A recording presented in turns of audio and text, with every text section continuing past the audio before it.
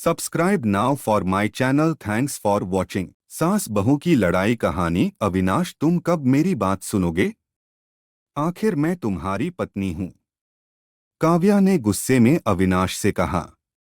अविनाश बिना बोले घर से बाहर निकल गया। अब ऐसा हर दिन होता है। काव्या अपनी सास सुलोचना जी की बहुत इज्जत करती थी, लेकिन सुलोचना जी हमेशा उसे नीचा दिखाने की कोशिश में लगी रहती थीं। आज भी वही काव्या ने सुबह जल्दी उठकर नाश्ता बनाया। अविनाश को सूजी का हलवा बहुत पसंद था, इसलिए उसने नाश्ते के साथ हलवा भी बनाकर सभी को परोस दिया। उसके ससुर रमेश जी ने सुलोचना जी को टोकते हुए कहा, ये क्या फिजूल खर्ची है, सुबह सुबह देसी घी का हलवा। सुलोचना जी ने काव्या को डांटते हुए पूछा, क्यों बहू, ये देसी घी क्या तेरे मायके से आया है? मां जी, वो इन्हें हलवा बहुत पसंद है, इसलिए थोड़ा सा बनाया है। यह कहकर काव्या अविनाश की तरफ देख रही थी। शायद वो कुछ बोले। तभी सुलोचना जी ने कहा, मैं सब जानती हूं, मेरे बेटे का बहाना करके खुद खाने का मन होगा। अविनाश चुपचाप नाश्ता करते रहे। काव्या की आंखों से आंसू छलक गए। इससे ज्यादा बुरा तब लगा जब अविनाश बिना हलवा खाए ही ऑफिस के लिए चल दिए। काव्या घर का काम समेटने में लग गई। इधर सुलोचना जी बाहर ड्राइंग रूम में बैठकर बड़बड़ाती रहीं। काम करके काव्या अपने कमरे में जाकर रोने लगी। कितने नाजों से पाला था उसे उसके पापा ने। उसे आज भी याद है, एक बार उसने गाजर के हलवा बनाने के लिए कहा था, लेकिन मां ने सूजी का हलवा बना दिया था। पापा को जब यह पता लगा तो वे तुरंत बाजार गए, वहां से ढेर सारा गाजर का हलवा लाए थे। और उस दिन बिना कहे 2-3 दिन में गाजर का हलवा बनने लगा। आज उसे सूजी के हलवे के लिए कितनी बातें सुनाई जा रही हैं। उसे गुस्सा सास ससुर पर नहीं, अविनाश पर था, जो कि कुछ नहीं बोल पाए। शाम को जब उसने अविनाश से शिकायत की तो वो बस इतना ही बोले, इस घर में केवल मां की पसंद का खाना बनता है, आगे से मेरी पसंद का कुछ मत बनाना। काव्या ने अविनाश से बात करनी बंद कर दी। आखिर क्या कसूर था काव्या का? यही कि वह अविनाश से बहुत प्यार करती है। इसी तरह कुछ दिन बीत गए। एक दिन काव्या ने सुलोचना जी से कहा, मां जी, मैं अपने घर जाना चाहती हूँ कुछ दिन के लिए। अगर आप कहें तो आज ही चली जाऊं। कई दिन पहले मां का फोन आया था। कह रही थीं, पापा की तबीयत ठीक नहीं है। सुलोचना जी वहां जब भी जाती है 1 सप्ताह से वापस नहीं आती। घर का काम कौन करेगा? तेरे ससुर और मेरा बेटा शाम को थक हार कर घर आएंगे। यहाँ उन्हें खाना भी नसीब नहीं होगा। मुझे तो चक्कर आ रहे हैं। मैं खाना नहीं बना सकती। जाना है तो एक दिन के लिए चली जा। काव्या मन मारकर एक दिन के लिए पीहर पहुंच जाती है। वहां पहुंचकर उसे और भी आश्चर्य होता है। भाभी, मम्मी पापा कहाँ गए? काव्या ने घबरा कर पूछा। उन दोनों का घर में मन कहाँ लगता है? तीर्थ पर गए हैं। न जाने कब आएंगे। वैसे तुम कितने दिनों के लिए आई हो?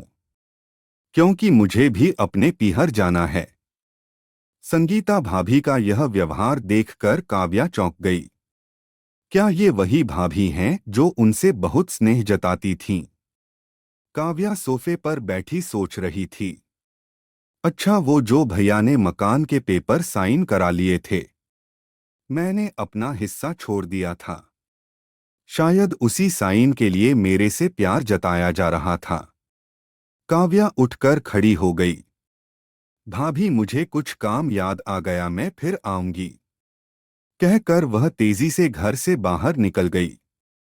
पीछे से गेट बंद होने की आवाज से वह समझ गई कि उसके जाने से भाभी को कोई खास फर्क नहीं पड़ा। भारी कदमों से चलते हुए वह मंदिर पहुंच गई, क्योंकि शाम से पहले यदि ससुराल जाती तो सुलोचना जी उससे कई सवाल करती। मंदिर में जाकर उसने भगवान के दर्शन किए।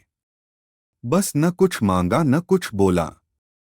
भगवान के चरणों में शीश नवाकर वह बाहर आकर बैठ गई। तभी सामने के पेड़ के नीचे उसे अपने माता पिता बैठे दिखाई दिए। काव्या भागकर उनके पास पहुंची। काव्या को देखकर उसकी मां रोने लगी। बेटी तू यहाँ कैसे?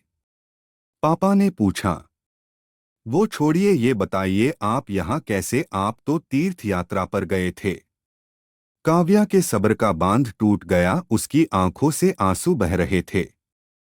बेटी तेरी भाभी ने तुझसे झूठ बोला है। बिजनेस में पैसा लगाने के लिए तेरे भैया ने मकान अपने नाम करा लिया, मकान के कागज गिरवी रखकर साहूकार से कर्ज ले लिया। उसके बाद हम बोझ बन गए, हमें घर से निकाल दिया। पापा अब क्या होगा? काव्या ने रोते हुए पूछा। बेटी तू चिंता मत कर, हम कहीं वृद्धा आश्रम में चले जाएंगे। तू अपनी ससुराल जा, वहां किसी को यह बात मत बताना। अपने माँ बाप को इस हाल में देखकर वह उन्हें अपने साथ ले जाना चाहती थी, लेकिन जहां उसकी कद्र नहीं है वहां माँ बाप की क्या इज्जत होती। भारी मन से काव्या ससुराल की ओर चल दी। आज उसे अपने लड़की होने पर अफसोस हो रहा है। काश वो अपने माता पिता के लिए कुछ कर पाती। घर आकर उसने बहुत मुश्किल से घर का काम निपटाया। उसके बाद अपने कमरे में जाकर गुमसुम बैठ गई। उसकी आंखों से आंसू बह रहे थे। अविनाश अपने ऑफिस के काम में लगे हुए थे। जब वे सोने आए तो काव्या से पूछ बैठे, क्या बात है, आज फिर माँ की कोई बात बुरी लग गई जो आंसू बह रही हों? काव्या अपने को रोक नहीं पाई और उसने रो रोकर सारी बात अविनाश को बता दी। क्या माँ पिताजी को यहाँ ले आएं? वे इस उम्र में कहाँ जाएंगे? अविनाश ने कोई जवाब नहीं दिया और करवट लेकर सो गए। इस बात से काव्या को बहुत गुस्सा आया। आज से मैं भी इनके माँ बाप की सेवा नहीं करूंगी। देखती हूँ कौन इनकी सेवा करेगा। रोते रोते काव्या सो गई। 2-3 दिन बीत जाने पर उसकी चिंता बढ़ती जा रही थी। एक दिन वह सब्जी लेने के बहाने उसी मंदिर में पहुंची, लेकिन उसके माता पिता वहां नहीं थे। पंडित जी, यहाँ मेरे माता पिता उस पेड़ के नीचे बैठे थे, कई दिन से उनका कुछ पता है। तुम्हारा नाम काव्या है क्या? पंडित जी के मुंह से अपना सुनकर काव्या ने पूछा। जी हाँ, लेकिन आपको कैसे पता? तुम्हारे माता पिता ने यह पता दिया था और कहा था वे अब यहाँ रहते हैं। काव्या ने पता देखा, वह यहाँ से कुछ दूर का था। काव्या ने मंदिर के बाहर निकलकर ऑटो रिक्शा किया और उस पते पर पहुंच गई। दरवाजा खटखटाया तो एक लड़की निकलकर आई। यहाँ का पता मुझे पंडित जी ने दिया है। काव्या बोली। आप काव्या दीदी हो? अंदर आ जाओ। काव्या को कुछ समझ नहीं आया। वह अंदर गई तो देखा उसके माता पिता सोफे पर बैठे थे। काव्या उन्हें देखकर रोने लगी। बेटी अब क्यों रो रही है? तेरे कारण हमें यह मकान मिल गया। काव्या आश्चर्य से उनका चेहरा देखने लगी। लेकिन माँ, आप यहाँ कैसे और ये लड़की कौन है? तब उसकी माँ ने कहा, बेटी तुझे याद है तेरी शादी के बाद तेरी सास ने 40 लाख की डिमांड की थी।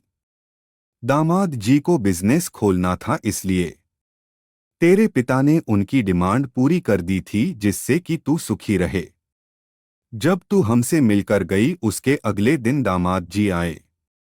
उन्होंने तेरे पापा के पैसे लौटा दिए, क्योंकि उन्होंने कोई बिजनेस शुरू नहीं किया था। तेरे पापा ने मना भी किया, लेकिन वे नहीं माने।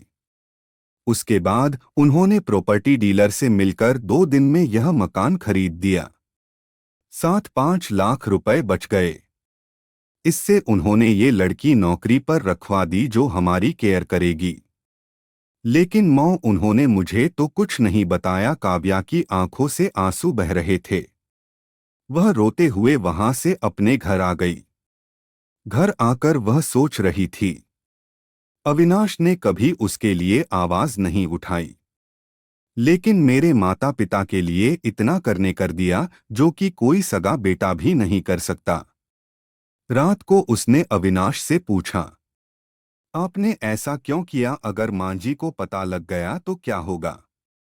अविनाश का जवाब सुनकर काव्या रोने लगी। अविनाश ने कहा, जैसे तुम्हारे लिए ये माता पिता हैं, वैसे ही मेरे लिए भी तो वो माता पिता हैं। मैंने पैसे लेते समय ही सोच लिया था कि एक दिन ब्याज के साथ सारे पैसे लौटा दूंगा।